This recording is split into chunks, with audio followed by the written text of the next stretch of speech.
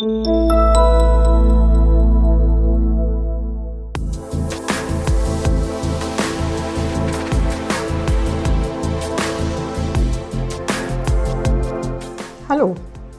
In den nächsten Minuten zeigen wir Schritt für Schritt, wie ihr den Xmitter am Smart-Empfänger einlernen und in Betrieb nehmen könnt.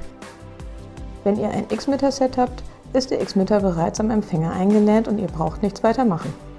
Solltet ihr das Set mit weiteren Xmittern oder Empfängern erweitern wollen, schaut mal in die anderen Tutorials zum Xmitter.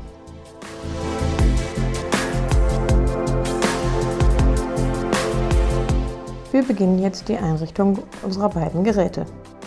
Als erstes setzen wir den Empfänger in den Einlernmodus.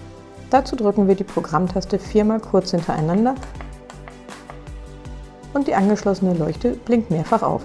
Der Einlernmodus ist nun für 180 Sekunden aktiv. Jetzt möchten wir den Xmitter am Empfänger einlernen. Beachtet dabei, dass der Abstand der beiden Geräte zueinander nicht größer als 10 cm sein darf. Falls ihr den Xmitter heute noch nicht verwendet habt, drückt die Taste einmal, damit er nicht weiter im Ruhemodus ist. Sonst könnt ihr diesen Schritt überspringen. Wir drücken die Taste am Xmitter nun viermal kurz hintereinander und halten sie anschließend gedrückt, bis die kleine Anzeige-LED beginnt, schnell zu flackern.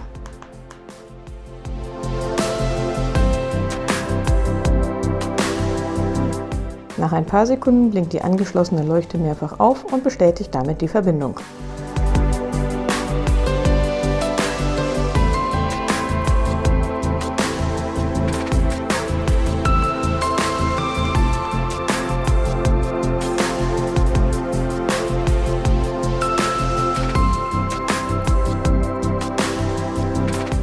Wenn ihr die Geräte zurücksetzen wollt, zum Beispiel um eine neue Installation durchzuführen und vorher alle Verbindungen zu löschen, geht wie folgt vor.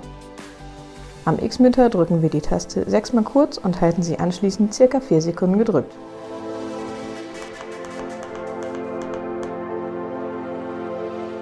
Die Anzeige-LED blinkt dreimal und bestätigt damit, dass alle Verbindungen gelöscht wurden. Wir testen, ob wir die Leuchte noch schalten können.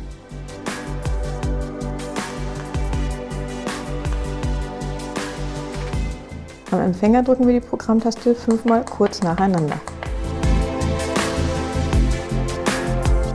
Die angeschlossene Leuchte blinkt mehrfach auf.